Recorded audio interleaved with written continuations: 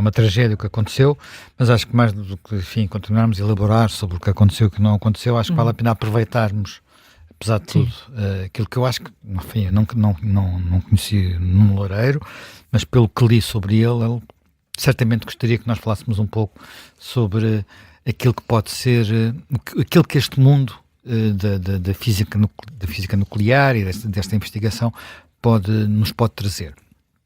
Eu creio que a maior parte das pessoas não tem bem a noção da importância que tem para o nosso mundo de hoje e sobretudo para o nosso mundo dos últimos 2 séculos e meio, o facto da nossa relação com a energia se ter transformado radicalmente a partir daquilo a que chamamos de revolução industrial.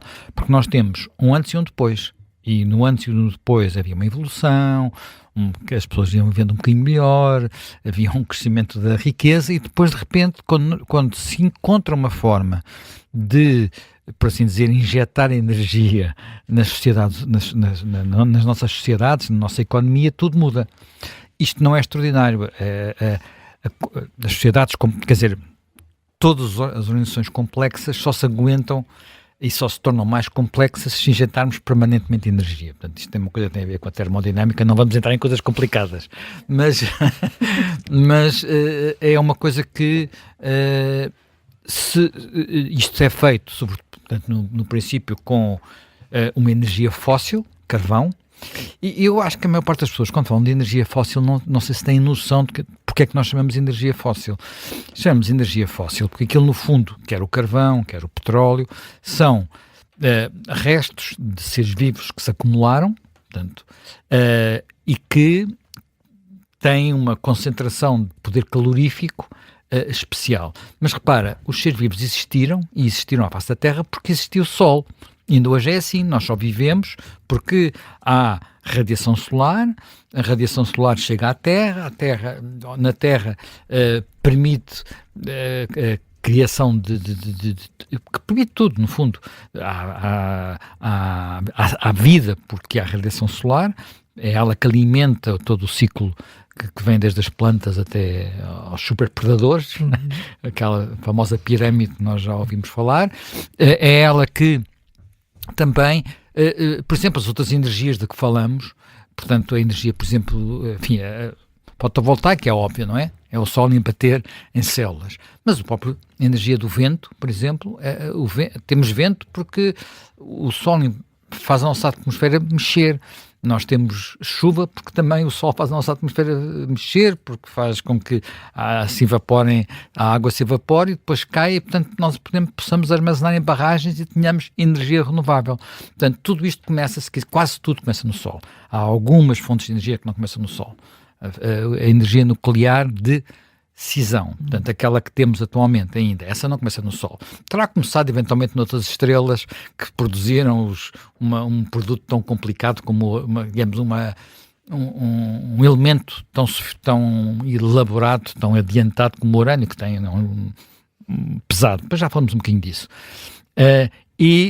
Ou então a geotérmica, a energia geotérmica também, que ela vai ao interior da Terra buscar calor que existe lá. Mas no fundo é isto, é a existência, o domínio da energia que permitiu a civilização presente. Portanto, os transportes, a indústria, tudo. Porque antes andávamos a cavalo, se não andássemos a pé, a própria agricultura era uma agricultura com lados muito de subsistência, com muitos ciclos, cada vez que havia uma alteração climática e fomes cíclicas, e isto ficou diferente.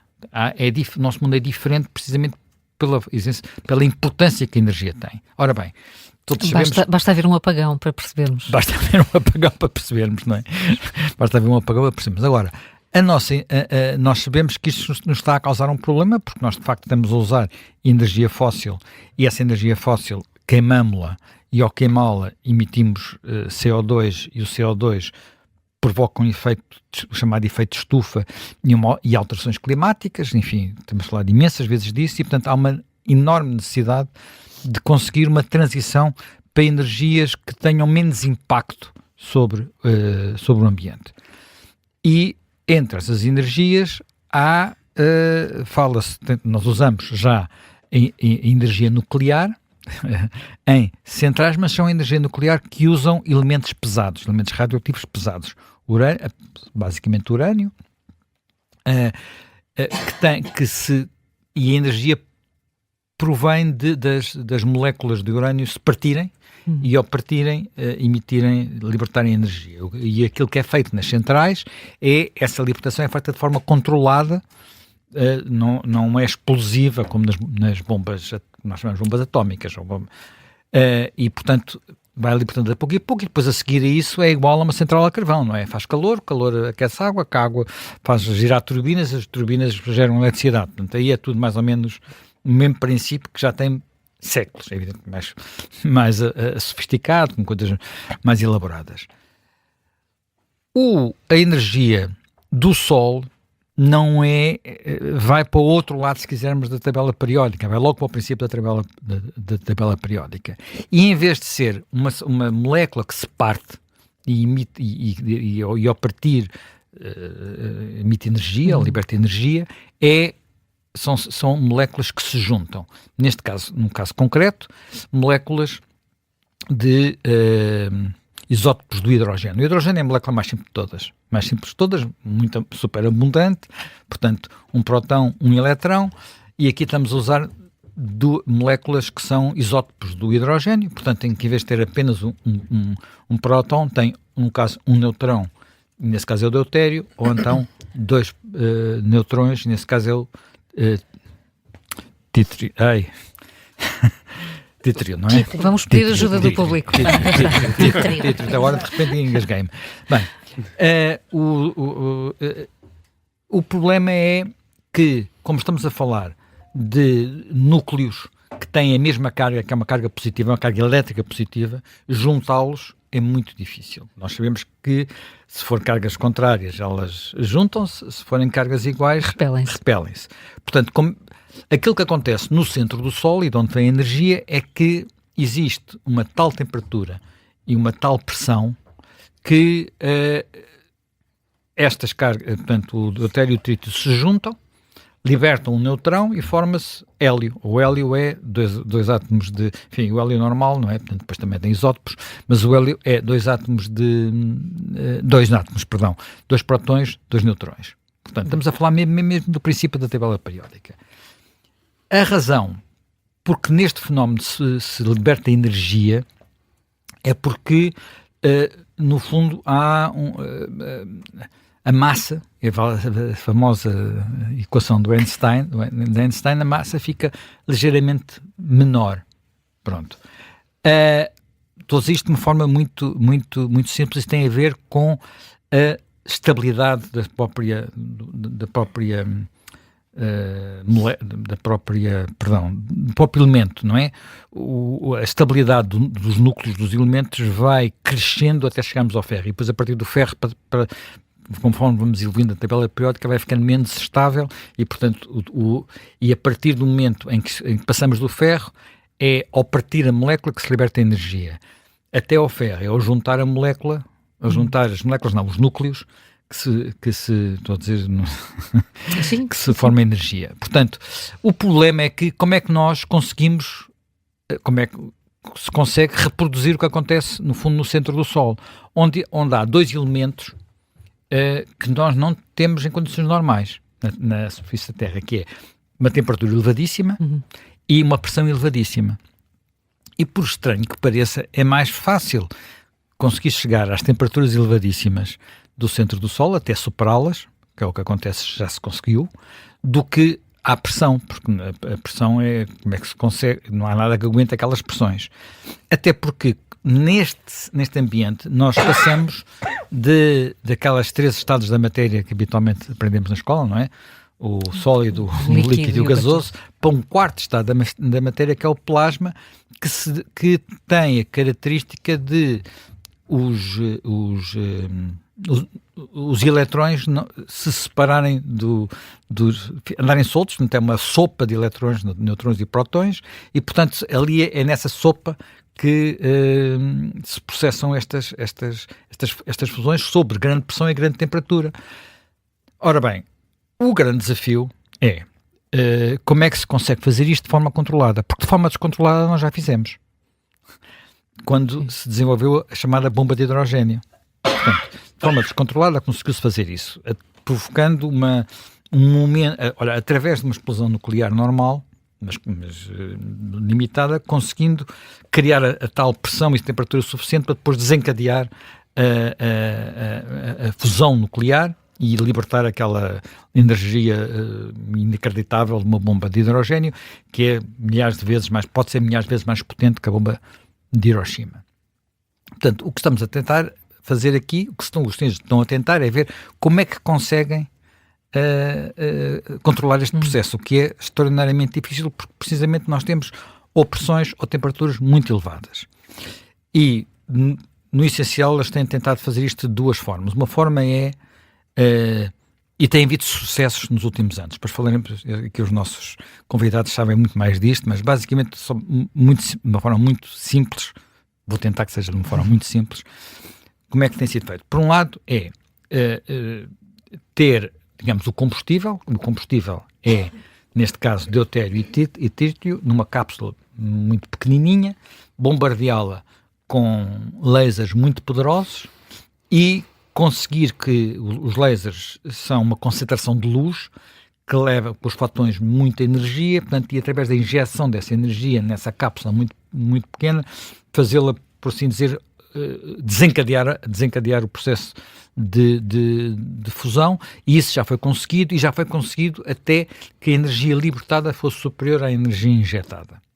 Portanto, só que isso tem que ser muitas vezes superior para compensar. Pronto. E este processo tem um problema que é pontual, é uma coisa, é como se fosse é um nanosegundo, é uma coisa já está. Quer dizer, depois como é que se aproveita esta energia que foi libertada naquele nanosegundo? Também não está resolvido esse problema. O outro sistema, outro método, outra aproximação, que julgo que era aquela em que trabalhava mais o Nuno Loureiro, é aquilo que se chama tokamak. O que é um tokamak? Olha, a ideia inicial do tokamak, e esta palavra é tão esquisita que eu, a princípio, até pensei que era uma coisa que tinha a ver com índios americanos, não. Tem origem no tomahawk, que era uma coisa que não, mas não é. Tem origem numa palavra russa, porque quem imaginou primeiro isto foi uma pessoa muito conhecida, que é o Andrei Sakharov, enfim, com um colaborador, outro que não me lembro o nome dele. O Andrei Sakharov era um físico que foi quem desenvolveu a primeira bomba de hidrogênio, pois os russos adiantaram-se até aos americanos, aos soviéticos na altura. Depois ele tornou-se num corajosíssimo dissidente, uma figura fantástica, o Sakharov, mas ele era de facto não apenas um homem muito corajoso, como um gênio da física. Portanto, ele imagina o que é isto. Isto é uma espécie. Qual é o problema aqui? Se queremos ter um plasma superaquecido, ele não pode estar em contacto com nada de sólido, porque senão aquilo derrete logo tudo, não é? Portanto, não há nenhum material que aguente. E, portanto, a ideia é ter uma espécie de donut, ou, portanto, assim, uma coisa, um anel, ou que no meio, com campos magnéticos que permitem que, digamos, no vácuo, exista um plasma que circula ali à volta e, portanto, a ideia é esta. Portanto, esta é a ideia. E agora, portanto, há tokamaks em vários sítios, há um tokamak importante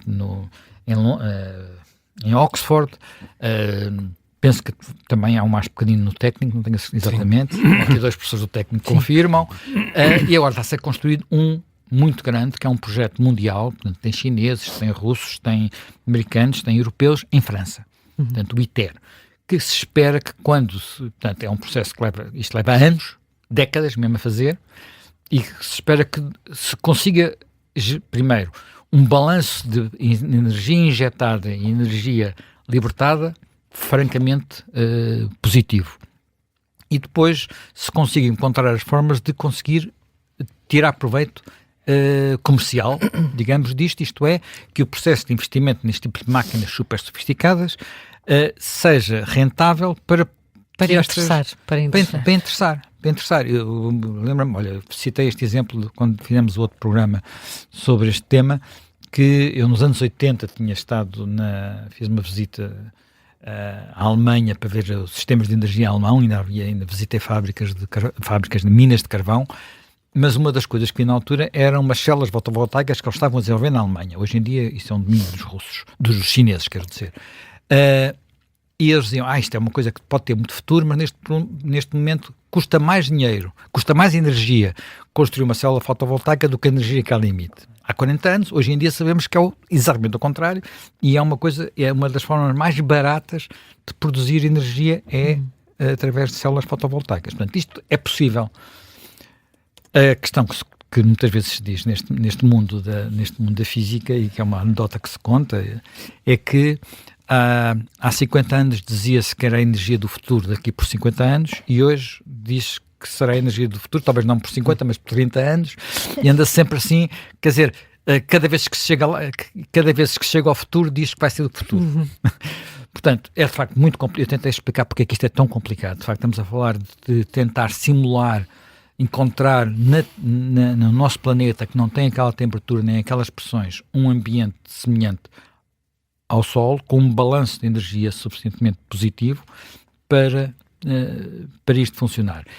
E os avanços têm sido estimulantes nos últimos anos, mas eu fiquei com uma dúvida, devo dizer, que é porque não consegui perceber muito bem, não consegui encontrar informação suficiente, até que ponto é que, porque uma das coisas que tinha começado a acontecer aqui há 2, 3 anos, era haver muitos investimentos privados nesta área. E uma das coisas que, aliás, o Nuno Loureiro às vezes tinha referido em algumas entrevistas que deu, é que esses investimentos não conseguiu mobilizar a quantidade de dinheiro necessária para uma coisa como o ITER.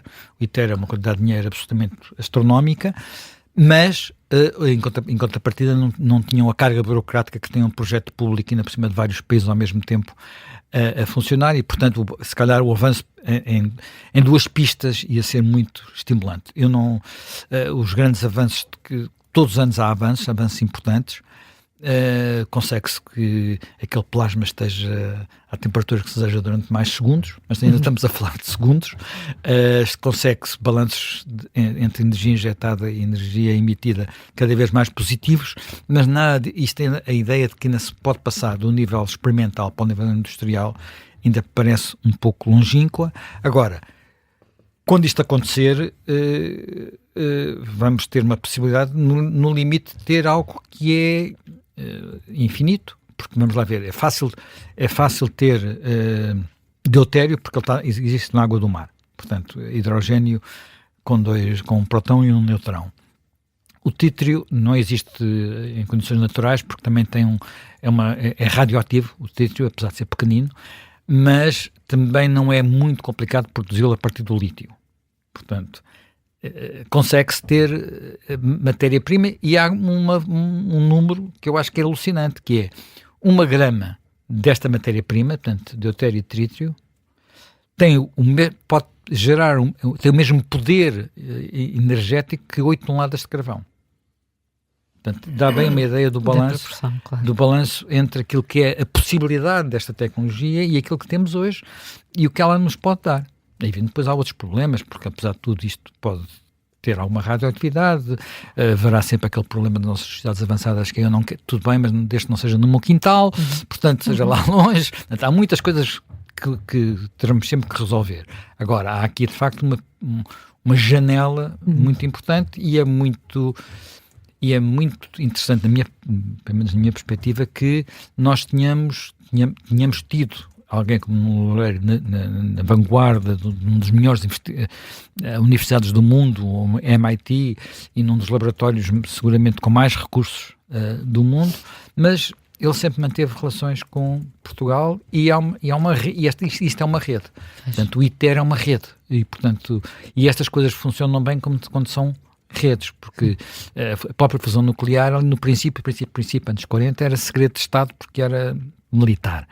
Depois houve uma altura que isto começou a circular na informação e as coisas começaram a avançar, só que como nós, apesar de tudo, temos tanta fonte de energia ainda disponível, não é? Todos os anos se descobrem mais reservas de petróleo e mais reservas de gás e mais isto e mais aquilo e mais aquele outro, isto tem andado um bocadinho, se calhar sem um investimento necessário, quer público, quer o privado, que só verá a sério quando houver a perspectiva de que um dia Quer dizer, que não é um investimento a 50 anos, é a 10 anos ou a 15.